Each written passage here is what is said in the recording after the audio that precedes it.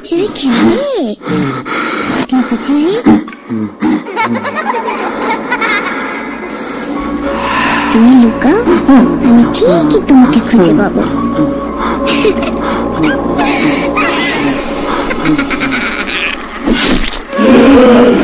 Voot.com with Russell. Welcome back, আপনাদের সবাইকে স্বাগত জানাচ্ছি। আমি রাসেল। আশা করছি আপনারা সবাই ভালো আছেন, ভালোর দলে আছেন। আমরা পরবর্তী ঘটনায় যাব। এই ঘটনাটি আমাদেরকে পাঠিয়েছেন আমাদের একজন লিসেনার, এবং এটা হ্যালোউইনের মাস, হ্যালোউইনের স্পেশাল এপিসোড আমরা বলতে গেলে এখন থেকে শুরু করে ফেলেছি, যদিও এর শেষের দিকে চলে যাব আমরা টরন্টোতে। এখন বাংলাদেশে চলছে, এবং সুকান্ত মাইতির ঘটনাটি শোনার পরে আমরা এখন যে ঘটনাটি আপনাদের শোনাবো সেটি অডিও ক্লিপ পাঠিয়েছেন ফারহানা, এবং তিনি ঢাকা থেকে এই ঘটনাটি আমাদেরকে পাঠিয়েছেন। আশা করছি এই ঘটনাটি আপনাদের ভালো লাগবে। যদি ভালো লাগে আমাদের অবশ্যই জানাবেন, ভালো না লাগলেও আমাদের জানাবেন। পুরোটা সময় আমাদের সঙ্গে থাকবেন সেই আশা করব। আমরা সরাসরি চলে যাচ্ছি আমাদের পরবর্তী ঘটনায়।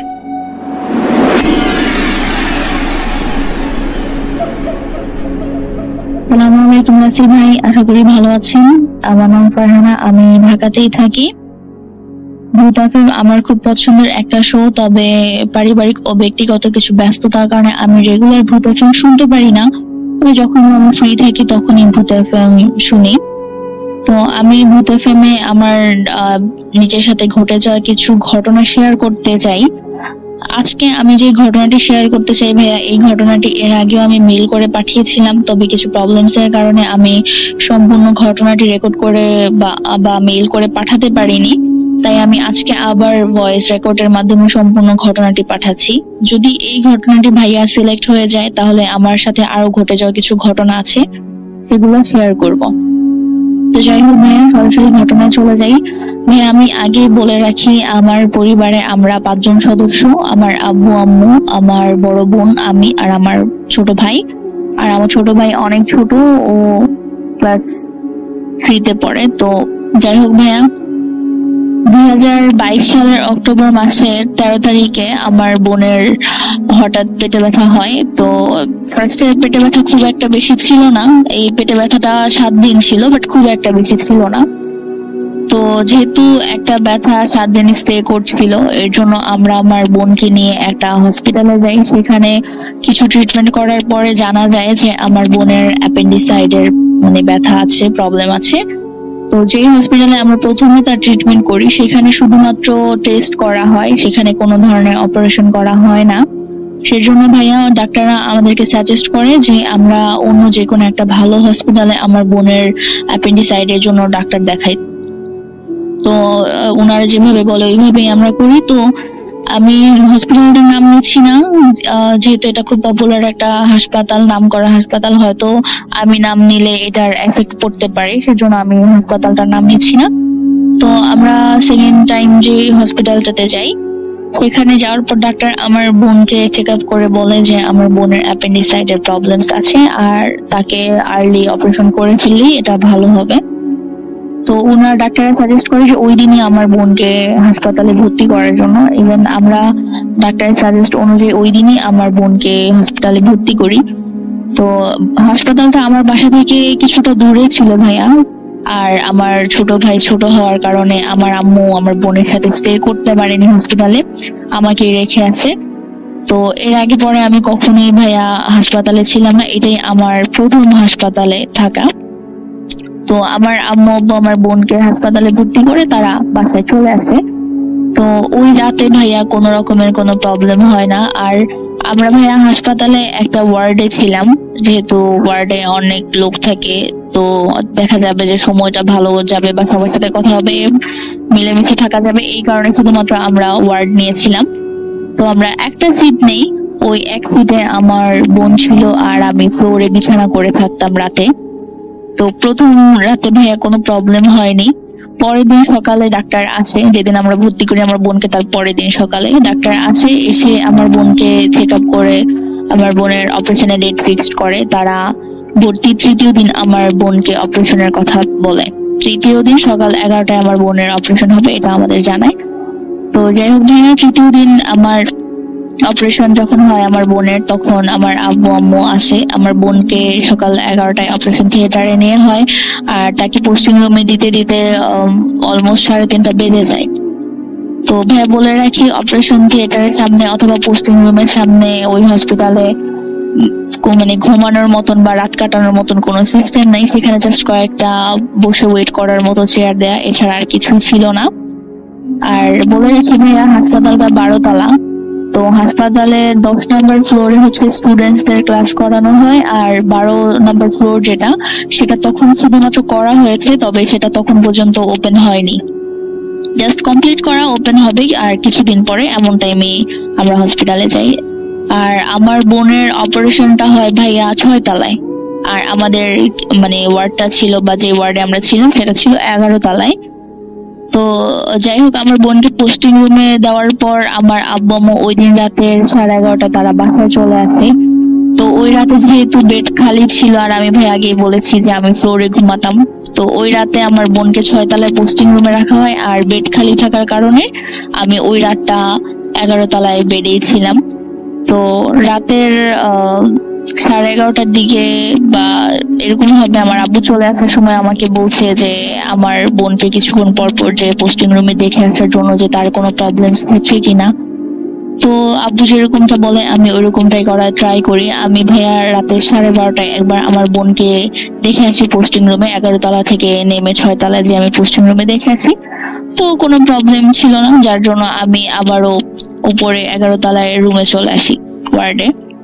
তো আসার পরে ভাইয়া আমি বেডে ঘুমিয়ে যাই। রাতের 2:30টার দিকে একজন নার্স এসে আমাকে বলে যে আমার বোনের কিছু প্রবলেমস হচ্ছে নিচে পোস্টিং রুমে, আমাকে এক্ষুনি বলছে ডাক্তার যেতে। তো ভাইয়া আমি খুব আর্লি তাড়াহুড়ো করে তখনই আমি 2:30 বাজে আমি 11 তলা থেকে 6 তলা নেমে যাই আমার বোনকে দেখার জন্য। তো আমি ভাইয়া রুমে যে দেখি যে ওইখানে কোনো ধরনের কোনো প্রবলেম ছিল না, আমার বোন একেবারেই স্বাভাবিক ছিল, নর্মাল ছিল। আর আমি পোস্টিং রুমে যে দেখি ওইখানে কিছু নার্স ছিল, কিছু ডাক্তার ছিল, আমি তাদেরকে জানাই যে আমার বোনের কি প্রবলেম, আমাকে কেন ডাকা হয়েছে। তখন তারা আমাকে একটা বিষয় বলে যে তারা আমাকে ডাকেনি, মানে আমাকে তারা নক দেয়নি বা ডাকেনি, আমার বোন সম্পূর্ণ সুস্থ আছে। তো তখন ভাইয়া আমি ব্যাপারটা খুব একটা সিরিয়াসলি নিইনি। আমি পোস্টিং রুম থেকে বেরিয়ে আমি লিফটে উঠি। আর আমরা সবাই জানি যে লিফটে অলওয়েজ একটা ফ্লোর বেশি কাউন্ট করা হয়। আই মিন, যদি আমরা 6-এ ক্লিক করি তাহলে সেটা 7 ফ্লোরে যে থেমে যাবে, এরকম। তো ভাইয়া যেহেতু অনেক রাত ছিল, ওই সময়ে পোস্টিং রুমের সামনে বা অপারেশন থিয়েটারের সামনে কেউই ছিল না, শুধু আমি একাই ছিলাম, আর লিফটেও কেউ ছিল না। তো ভাইয়া আমি লিফটে উঠে লিফটের 10 নম্বর ফ্লোরে ক্লিক করি, যেহেতু আমি 11 তলায় যাব। আর আমরা সবাই জানি যে লিফটের ভিতরে একটা ছোট মনিটর থাকে যেখানে ফ্লোর গুলো শো হয়, আমরা কত নম্বর ফ্লোরে নামছি সেটা শো হয়। তো ভাইয়া আমি লিফটের 10-এ ক্লিক করি। ক্লিক করার পরে লিফট তো রানিং হয়, স্টার্ট হয়। তো আমি ভাইয়া মনিটরের দিকে তাকিয়ে দেখি যে লিফটের 10 নম্বর ফ্লোর শো করছে, তার মানে আমি 11 নম্বর ফ্লোরে চলে আসছি। তো আমি লিফটের 10 নম্বর ফ্লোরে দেখে আমি ভাইয়া নেমে যাই, লিফট থেকে নেমে আমি সোজা তাকিয়ে দেখি যে আমি 11 নম্বর ফ্লোরে না, আমি 9 নম্বর ফ্লোরে। তখন আমার ব্যাপারটা একটু খটকা লাগে যে আমি লিফটের মনিটরে 10 দেখেছি, তাহলে আমি 9 নম্বর ফ্লোরে কিভাবে আসলাম। তো ভাইয়া আমি তখন মনে করি যে না, হইতে পারে এটা আমার দেখার ভুল। তো আমি আবারও লিফটে উঠে যাই। আমি লিফটে উঠে আমি আবারও লিফটের 10 নম্বর ফ্লোরে ক্লিক করি। ক্লিক করার পর ভাইয়া 2-3 সেকেন্ড লিফটটা চলার পরে আমি আবারও মনিটরের দিকে তাকিয়ে দেখি যে লিফটের 10 নম্বর ফ্লোর শো করছে। তো ভাইয়া আমি আবারও লিফট থেকে নেমে যাই। এবার আমি যেটা দেখি যে আমি 12 নম্বর ফ্লোরে, সেই ফ্লোরটা যেটা তখন পর্যন্ত ওপেন ছিল না। তো এবার আমি ভাবলাম যে হয়তো লিফটের কোনো টেকনিক্যাল প্রবলেমস হতে পারে। তো আমি ভাইয়া ভাবছি যে না, যেহেতু একটা ফ্লোর নিচে 12 তলায় আছি, 11 তলায় যাব, একটা ফ্লোর সিঁড়ি দিয়ে নেমে গেলে আমি 11 নম্বর ফ্লোরে চলে যাব। তো এটা ভেবে ভাইয়া আমি সিঁড়ি থেকে নামতে থাকি। তো একটা ফ্লোর নেমে ভাইয়া আমি জাস্ট শকড হয়ে যাই। আমি সেই একটা ফ্লোর থেকে নেমে দেখি যে আমি 9 তলায় আবার চলে আসছি। মাঝের 11 তলা আর 10 তলা তখন অব্দি আমি খুঁজে পাচ্ছি না।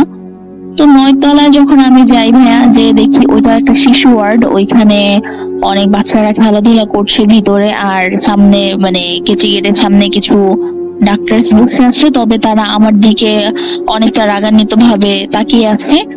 তো যাই হোক ভাইয়া, আমি অনেকটা ভয় পেয়ে যাই। ভয় পেয়েও আমি একজনকে জিজ্ঞেস করি, একজন নার্সকে জিজ্ঞেস করি যে আমি 11 তলায় যাব, আমি তো লিফটে এসেছি, প্রবলেম হয়েছিল, আর আমি সিঁড়িতে এসেও আমি 11 তলা খুঁজে পাচ্ছি না, তো যদি আপনি হেল্প করতেন তাহলে ভালো হইতো। তো উনি আমাকে যেটা বললো যে আপনি এক কাজ করেন, আপনি সিঁড়ি দিয়ে একটা ফ্লোর উপরে যান, একটা ফ্লোর উপরে গেলেই আপনি 11 তলা পাবেন। তো ভাইয়া যেহেতু আমি 9 নম্বর ফ্লোরে ছিলাম, আমি একটা ফ্লোর উপরে গেলে আমি 10 নম্বর ফ্লোর পাবো, বাট উনি আমাকে বলছে যে আপনি একটা ফ্লোর উপরে গেলে 11 নম্বর ফ্লোর পাবেন। তখন ভাইয়া আমি যেহেতু একটু নার্ভাস ছিলাম, আমি ব্যাপারটা অতটা সিরিয়াসলি নিইনি। ওনার কথায় আমি একটা ফ্লোর উপরে উঠি। তো ভাইয়া একটা ফ্লোর উপরে উঠে আমি দেখি যে আমি এগেইন 12 তলায়, মানে মাঝের 10 তলা আর 11 তলাটা তখন অব্দি আমি দেখতে পাচ্ছি না। তো ভাই যেহেতু আমি থার্ড টাইমও আমি 12 তলায় মিস্টেক হয়ে আমি 12 তলায় চলে গেছি, তো এটা দেখে আমি অনেকটা ভয় পেয়ে যাই। আর 12 তলা ভাইয়া সম্পূর্ণ অন্ধকার ছিল, তো এটা দেখে আমি আরো বেশি ভয় পেয়ে যাই। তো ভাই আমি কি বলবো, কাকে ডাক দিব, যেহেতু অনেক রাত ছিল, আশেপাশে কাউকে দেখছি না।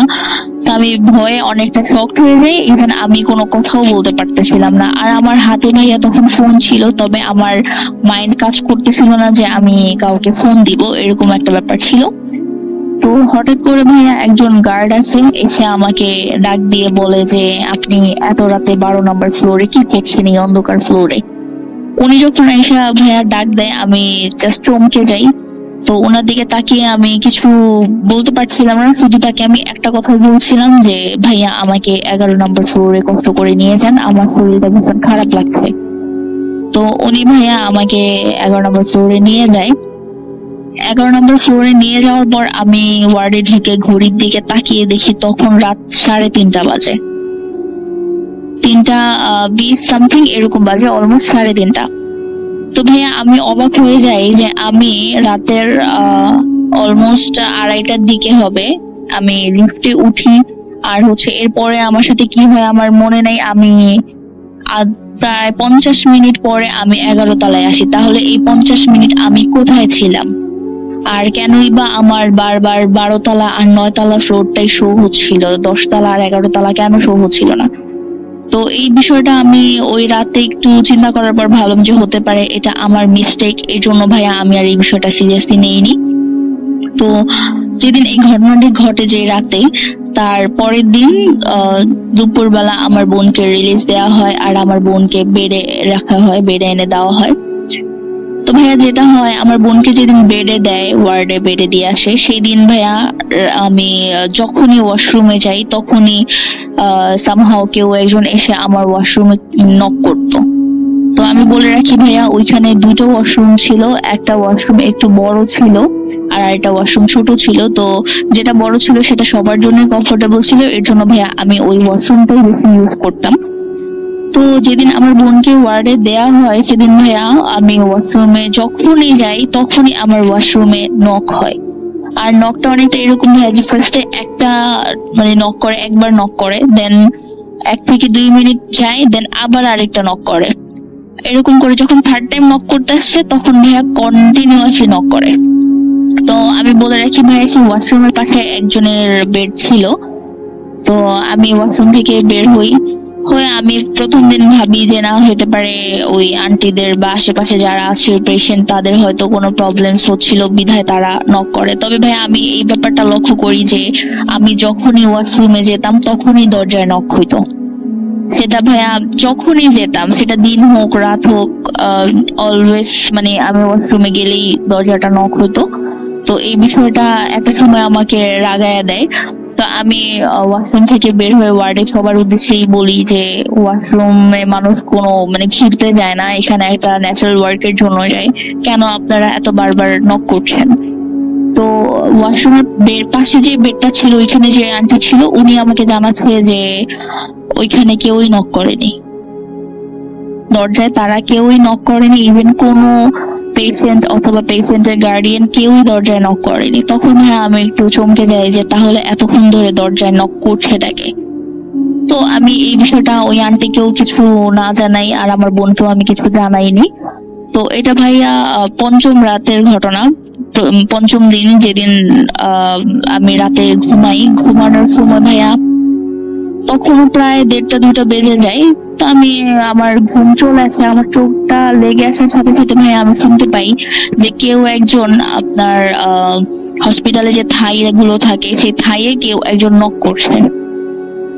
তো আমার ঘুমটা তখন ভেঙে যায় যে সাডেনলি এত রাতে থাইয়ে কে এত কন্টিনিউয়াসলি নক করছে।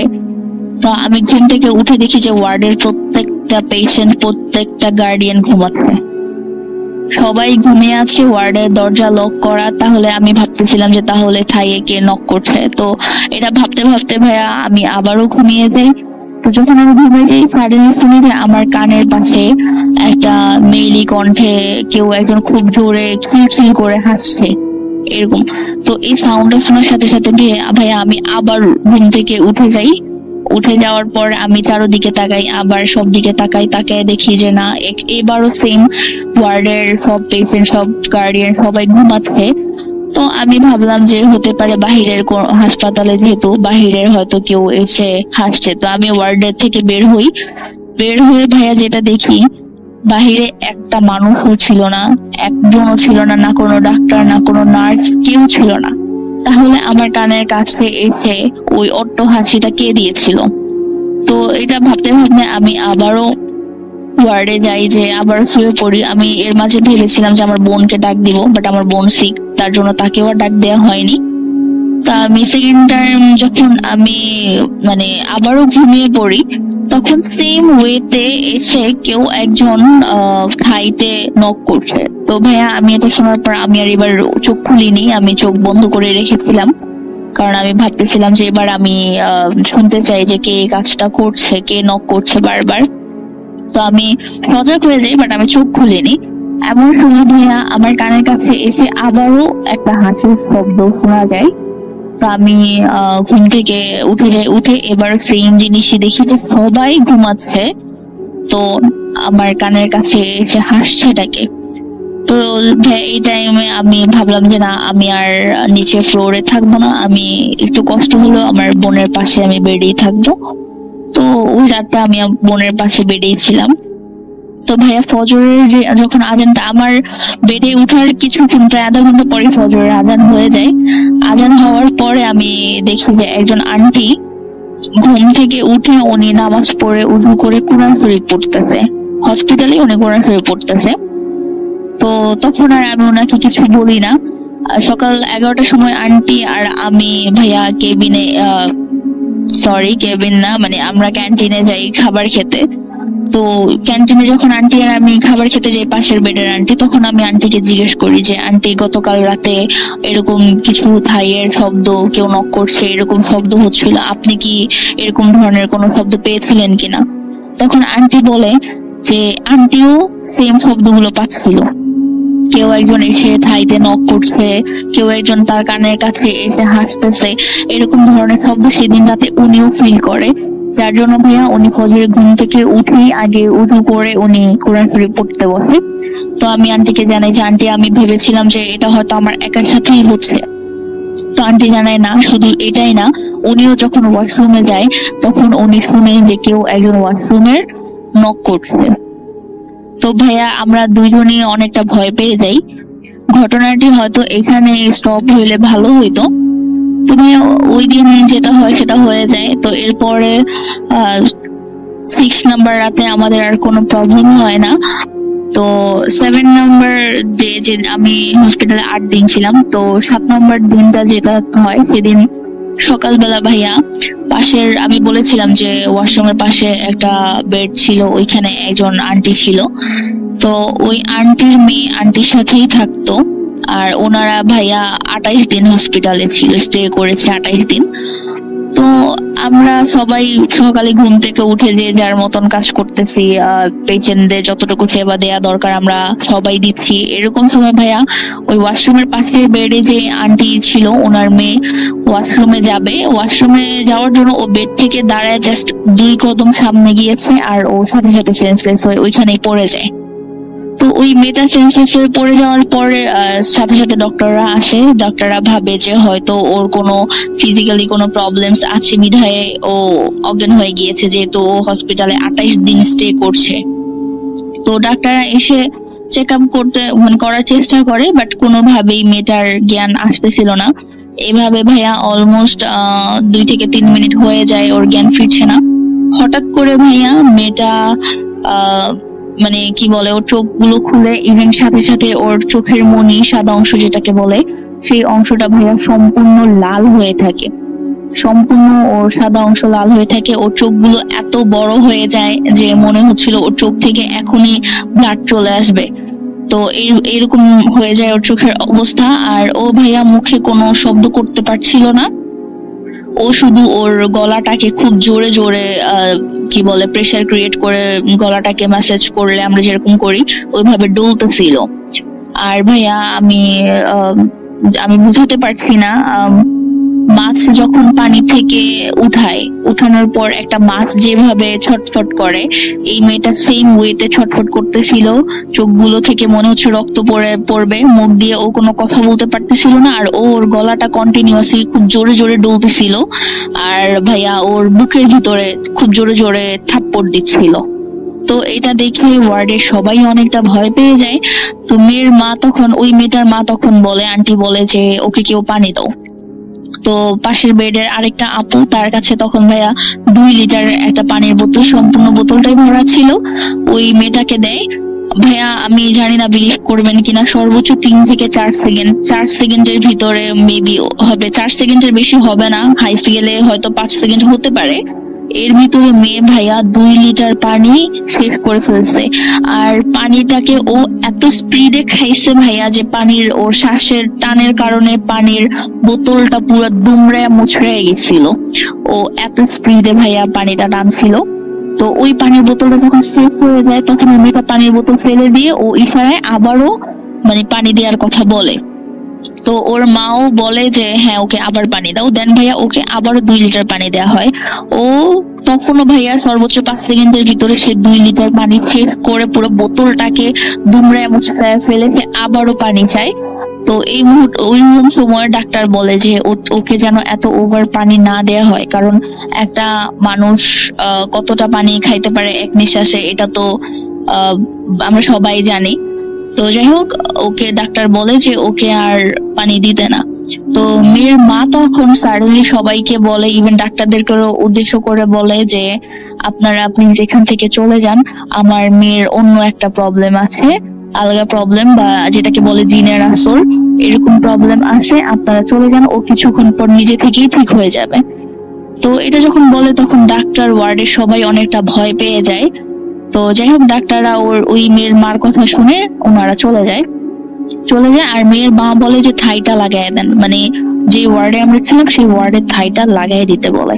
যখন থাই লাগাতে বলে তখন আশেপাশে ওয়ার্ডের সবাই ভয় পেয়ে যায় যে থাই লাগাইলে যদি কোনো প্রবলেমস হয়। তো মেয়ের মা আশ্বাস দেয় সবাইকে যে না, ওইরকম প্রবলেম হবে না, আপনারা থাইটা লাগিয়ে দেন।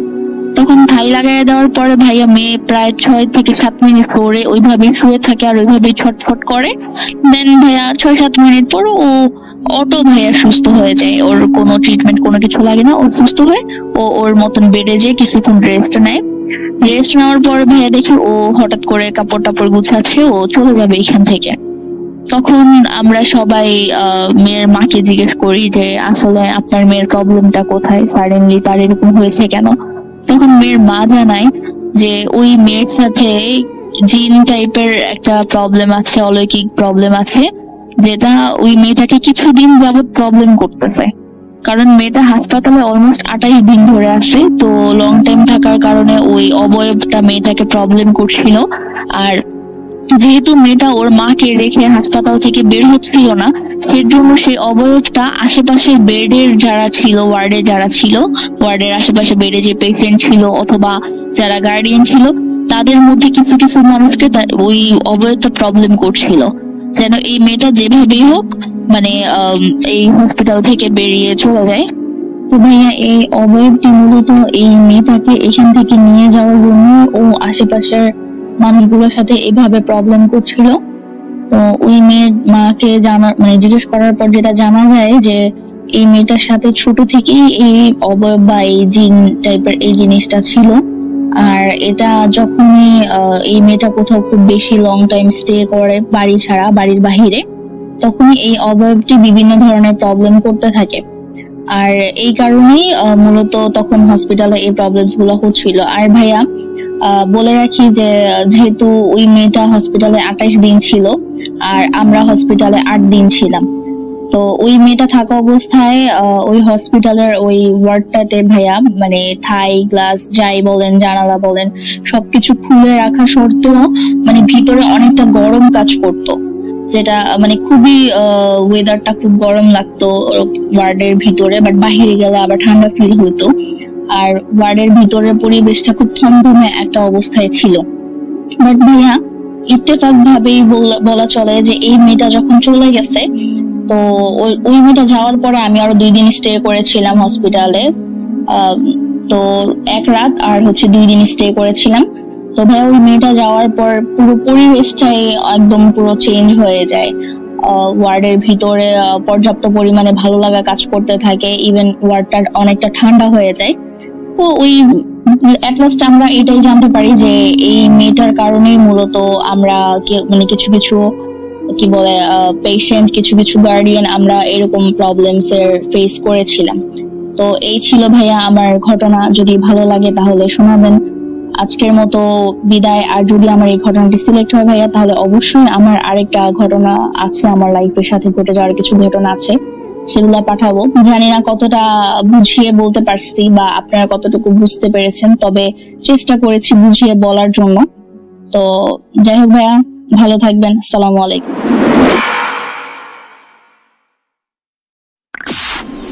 Entertainment is a must.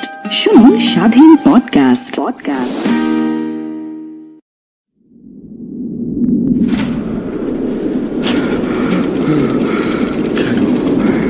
কেন তুমি আসো? আমি শুধু তোমার সাথেই থাকতে চাই। কিভাবে সম্ভব? মৃতদের এই পৃথিবীতে থাকতে নেই। তুমি চলে যাও প্লিজ, চলে যাও। সবটাই কি ইলুশন, নাকি অন্য জগতের কেউ কখনো হাজির হয়ে যায় চোখের পলকে? ভূত.com with রাসেল। Welcome back. আরো একবার আপনাদের স্বাগত জানাচ্ছি আমি রাসেল। আশা করছি আপনারা সবাই ভালো আছেন, ভালোর দলে আছেন। আজকের এপিসোডের শেষ অডিও ক্লিপটি আমি এখন আপনাদের শোনাবো। আশা করছি এই ঘটনাটি আপনাদের ভালো লাগবে। যদি ভালো লাগে অবশ্যই আমাদের জানাবেন, ভালো না লাগলেও জানাবেন। এবং হ্যালোউইন স্পেশাল এপিসোড সামনে আসছে, সেই জন্য যেমন আপনারা ঘটনা পাঠাবেন, আমরা 200তম এপিসোডের জন্য প্রস্তুতি নিচ্ছি, সেই জন্য ঘটনা পাঠাবেন। যারা টরন্টোতে আছেন তারা কমেন্টে জানিয়ে দিন, ইমেল করুন, আপনাদের কাছে পৌঁছে যাবে আমাদের সমস্ত সময়সূচি এবং সবকিছুর বিস্তারিত সব ব্যাপারগুলো আমরা জানিয়ে দেবো আপনাদেরকে। আমাদের ফেসবুক পেজে আপনারা চোখ রাখুন, www.facebook.com/russell.স্বাধীন। আমরা চলে যাব আমাদের পরবর্তী ঘটনায়।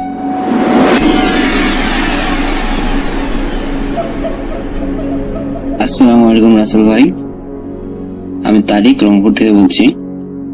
আজকে আমি আমার সাথে ঘটে যাওয়া একটি ঘটনা নিয়ে বলবো। এই ঘটনাটি ঘটে রাইট অ্যারাউন্ড করোনার কালীন সময় হবে। সো আমি এই সোজা ঘটনা চলে যাচ্ছি। সো আমরা অনেকেই জানি করোনার সময় অনেকজনের যে ঘুমানোর যে সময় আছে সেটা অনেকেরই একদম নষ্ট হয়ে গেছিল। তো আমারও ওরকমই হয়, কখনো 1টা, কখনো 2টা, কখনো 3টা, কখনো দিন ঘুমই হতো না, এমন একটা অবস্থা হয়ে গেছিল আর কি। এমন কিছু দিন, কোনো একদিন আমি নোটিস করি, তার আগে বলে রাখি, আমাদের যে বাসা আছে তার সামনে একটি বাসা, আর তার মধ্যে একটু ফাঁকা জায়গা, মানে অনেক ছোট চাপা গুলির মধ্যে থাকে। সেখানে মানুষ চলাচল করা যাবে, মানে একজন মানুষ চলাচল করা যাবে এমন এত একটু চাপা রাস্তা নয়, তবে একটি মানে ফাঁকা জায়গা। আর ওইদিকেই আমার আর কি জানালাটা। তো একদিন রাত 2-3টা বাজবে, এমন সময় আমি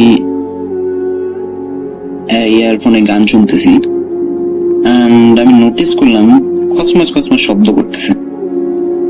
তো খচমচ শব্দ করছে, আমি প্রথম খেয়াল করিনি, অতটা নোটিস মানে অতটা ইম্পর্টেন্স দেয়নি। তারপরে দেখলাম মানে খচমচ শব্দটা আবার হচ্ছে, আবার একদম চুপ, আবার খচমচ শব্দ হইতেছে। তো আমি ইয়ারফোন খুলে শুনলাম, মানে শোনার চেষ্টা করলাম কিসের শব্দ হচ্ছে। তো ইয়ারফোনটা খুলে আমি মানে বুঝলাম যে কিছু একটা মানে ওই ফাঁকা জায়গাতে কিন্তু অনেক মরা শুকনো পাতা পড়ে থাকে। তো ওইখানে কেউ হাঁটলে যেমন শব্দ হয় তেমন একটা শব্দ পাচ্ছি না। তো রাসেল ভাই, এটা কিন্তু আনকমন না, মানে ওই দিক দিয়ে সচরাচরই আপনার বিড়াল, তারপরে ফাঁকা জায়গাতে ঢোকার জায়গা আছে। তো আমাদের পাশের বাড়ির ছাগল, তারপরে কখনো কখনো কিছু হিন্দু মহিলা আসতেন, তারা এসে এই মানে পাতাগুলো নিয়ে যেত। রাতের টাইমে তো মহিলা রাতের টাইমে আর কি বিড়াল এরকম যাওয়া আসা করতো, এটা আমরা জানতাম। বিড়াল আমাদের ছাদের উপর দিয়েও যায় ধাম ধাম শব্দ করে। সো এটা আনকমন ব্যাপার ছিল না, আনকমন মানে সো অতটা ইম্পর্টেন্ট না দিয়ে আমি আবার গান শুনতেছি। তাই দেখতেছি তো মানে এতক্ষণ ইম্পর্টেন্স দেয়নি, তাই নোটিস করলাম না। এবার মনে হইতেছে যে পুরো গলিটা আছে, এই পুরো গলিটা যাইতে যতক্ষণ সময় লাগবে ততক্ষণ পর্যন্ত শব্দটা হইতেছে, তারপর আবার থামতেছে, আবার যাইতেছে, আবার মানে গলির এক এন্ড থেকে অন্য এন্ড যাইতেছে, থামতেছে, আবার অন্য এন্ডে যাইতেছে, থামতেছে, আবার এরকম করে আর কি শব্দটা হইতেছে। তো আমি ভাবলাম কিরে, বিড়াল রুবি হয়, সে তো একবার চলে গেই, আর তো সাউন্ড করার কোনো কথা না। তো যেহেতু ইউজ টু হয়ে গেছিলাম, অত অন্য কিছু ভাবিনি। তো আমি জানলাটা খুলে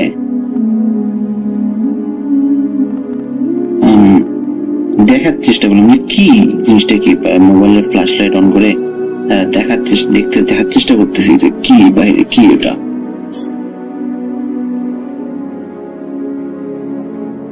তো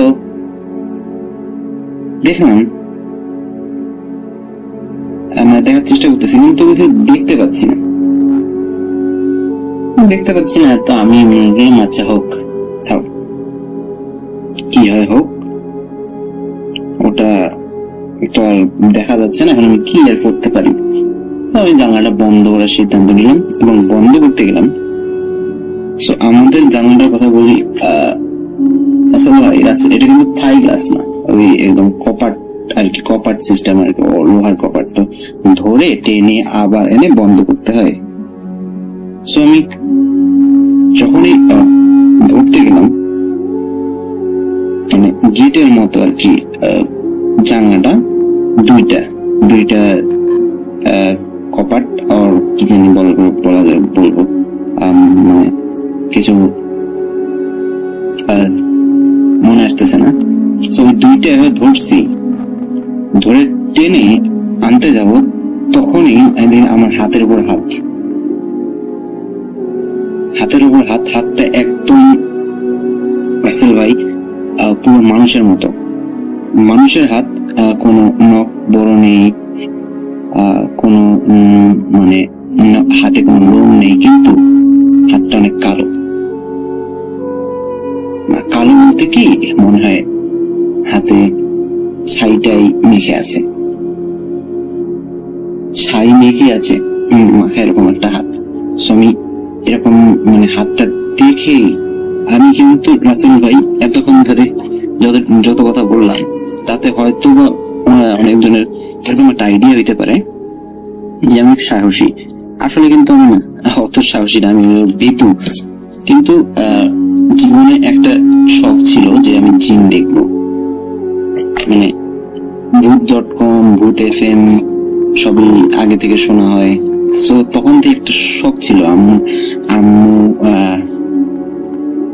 দাদি নানু এদের কাছ থেকে ভূতের গল্প শুনছি, জিনের গল্প শুনছি, তো দেখার খুব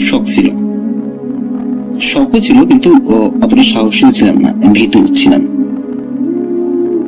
তো এই কাহিনী ওই হাতের উপর হাত দেখে আমি ভয়ে চিল্লান দেই এবং অজ্ঞান হয়ে যাই। এবং সকালে উঠে আমি যেহেতু আমার রুমে ছিলাম, তো আমার বেডেই শুয়ে থাকি। বেড থেকে উঠে আম্মু এসে জিজ্ঞেস করলো, কি রে তোর কি হয়েছিল রাতে, চিল্লাইনি কেন, আসে দেখি তুই অজ্ঞান হয়ে পড়ে আছিস। তখন আম্মুকে এই ঘটনা বলি যে এই এরকম কাহিনী। আম্মু বলে, কই আম্মু তো কোনো শব্দ শুনিনি। একটা বলে থাকা মানে যে অ্যালিওয়েটার কথা বলছিলাম, যে গলিটার কথা বলছিলাম রাসেল ভাই, ওইটা কিন্তু আমাদের যে আম্মু যে রুম আছে ওই রুম পর্যন্ত যায়, ওই রুমের জানলা পর্যন্ত ওই মানে গলিটা, ছোট গলিটা যায়। তো আম্মু বলতেছে যে আমরা তো কোনো শব্দ শুনিনি। তো আমি যেহেতু ভীতু, তো আমি আমার নিজের মন বলে ভেবে নিয়েছিলাম। তো রাতে সকাল নাস্তা খেয়ে দুপুরে ভাত খেয়ে বিকালের দিক যখন আম্মু একটু টিভি দেখতেছিল, তখন আম্মুকে আমি যে প্রশ্ন করি যে আম্মু সত্যি করে বলো তো, তুমি সত্যি কোনো শোনো নাই, সত্যি শোনো নাই যে ওদিক দিয়ে হাঁটা যাচ্ছে, মানে শুকনা পাতার উপর যে হেঁটে যাওয়ার কোনো শব্দ শোনো নাই? আমি বলতেছেন না। তারপর আমি বলতেছে যে তবে একটা জিনিস আছে, যে আম্মু বলতেছে যে একটা জিনিস আমি প্রত্যেকদিন রাত 2টা 2:30 এরকম টাইম হবে, এরকম টাইমে আমি মানে আমাদের রুমে একটা গন্ধ আসে, যেটা হচ্ছে মরিচ পোড়া, শুকনা মরিচ পুরানোর গন্ধ, তারপরে শুকনা মরিচ, শুটকি, এগুলোকেও একসাথে পুড়তেছে এরকম একটা গন্ধ তাদের রুমে আসে। এবং এই গন্ধটা মা বাবা দুইজনই শুনতে পারে, মানে আজকে দুইজন গন্ধটা পায়। তো রাসেল ভাই এই ছিল আমার ঘটনা। তো রাসেল ভাই যদি এই ঘটনাটি সিলেক্ট হয় তাহলে আমাকে কন্ট্যাক্ট করবেন, এবং আর যদি ঘটনাটি ভালো লাগে আমি আরো ঘটনা আছে সেগুলো শেয়ার করব আমাকে জড়িয়ে আর কি। আরো একবার আপনাদের সবাইকে স্বাগত জানাচ্ছি আমি রাসেল। আশা করছি আপনারা সবাই ভালো আছেন এবং ভালোর দলে আছেন। আর এই মুহূর্তে আমি জানিয়ে দিই যে আমাদেরকে শেষ করতে হবে এখন, কারণ আজকে অনেক লম্বা একটা এপিসোড আমাদের করার ইচ্ছা ছিল। শুধুমাত্র আমরা এত বড় একটা ইমেল, প্রথম যে ইমেল সেটা দিয়ে শেষ করবো ভেবেছিলাম, তারপরেও একটা চমৎকার অডিও ক্লিপ পেয়ে গেলাম ফারহানার এবং সেই জন্য আমরা সেটা শোনালাম। এবং তারপরে আরো একটা অডিও ক্লিপ পাওয়াতে সেটা পাঠানো বা সেটা যারা পাঠিয়েছেন সেইটা শোনানোর জন্য আপনাদের খুব ইচ্ছা করছিল এবং লোভ সামলাতে পারলাম না বলা যায়, আর সেজন্য সেটাও শুনিয়ে ফেললাম। আপনারা আমাদের ঘটনা পাঠাতে থাকুন, কারণ সামনে হ্যালোইন। এবার একটা হ্যালোইন মানে কি, সামনে হ্যালোইন না, আসলে হ্যালোইন চলছে এবং সে কারণে আমরা আমাদের মতন করে ভয়ের ঘটনাগুলো, মানুষ নানানভাবে হ্যালোইন উদযাপন করে, আমরা সেগুলোর মধ্যে যাব না। আমরা শুধুমাত্র যেটা করব সেটা হচ্ছে আপনাদের কিছু ঘটনা শোনাবো এই উপলক্ষে। তো আমার মনে হয় যে আগামী সপ্তাহেও আপনাদের কাছে নতুন ঘটনা নিয়ে আসবো, যদি আপনারা পাঠান স্পেশাল কোনো ঘটনা। আদারওয়াইজ হ্যালোইনের শো আর স্পেশাল হবে না, বা ঘটনা 200তম এপিসোডের জন্য আমরা প্রস্তুতি নিচ্ছি, সেখানেও স্পেশাল কিছু থাকবে না যদি আপনারা ঘটনা পাঠানো বন্ধ করে দেন। অডিও ক্লিপ ভালো হচ্ছে, এটা খুব আশার কথা। আমরা আশা করব যে আরো দারুণ দারুণ ঘটনা আপনাদের কাছ থেকে পেয়ে যাব। আপনারা সবাই ভালো থাকুন, সুস্থ থাকুন, মোস্ট ইম্পর্টেন্টলি ভূত.com এর সাথে থাকুন। আমাদের ইমেল অ্যাড্রেস হচ্ছে russell.booth.com@gmail.com। আপনারা সেখানে ঘটনা পাঠান এবং 200তম এপিসোডের দিকে যে আমরা এগিয়ে যাচ্ছি এটা সম্ভব হয়েছে শুধুমাত্র আপনাদের জন্য। আপনারা সঙ্গে আছেন, সেই কারণেই এতটা পথ আমরা এগিয়ে যেতে পেরেছি। 2020-এ আমরা শুরু করেছিলাম ভালোবাসা দিবসে 14ই ফেব্রুয়ারি। আজকে অক্টোবর মাস চলছে এবং অক্টোবর মাসের প্রথম সপ্তাহের এপিসোড শুনছেন আপনারা, এবং এতটা পথ পাড়ি দিতে পেরেছি শুধুমাত্র আপনাদের জন্য। আশা করছি সামনের পথগুলোতেও আপনারা সবাই আমাদের সঙ্গেই থাকবেন। দেখা হচ্ছে টরন্টোতে। যারা যারা টরন্টোতে আমাদের শোতে অংশগ্রহণ করতে চান, আমাদের কাছে আসতে চান, আমাদের সাথে কথা বলতে চান, তারা সবাই আমাদের ইনবক্স করুন। আমাদেরকে বিশেষ করে আমাদেরকে ইমেল করে জানিয়ে দিন আপনাদের সমস্ত ডিটেলস। আমরাও জানিয়ে দেব আমাদের অনুষ্ঠানের পরিকল্পনা সম্পর্কে আপনাকে। আজ এখানে বিদায় নিচ্ছি। আল্লাহ হাফেজ। ভালো থাকবেন, সুস্থ থাকবেন।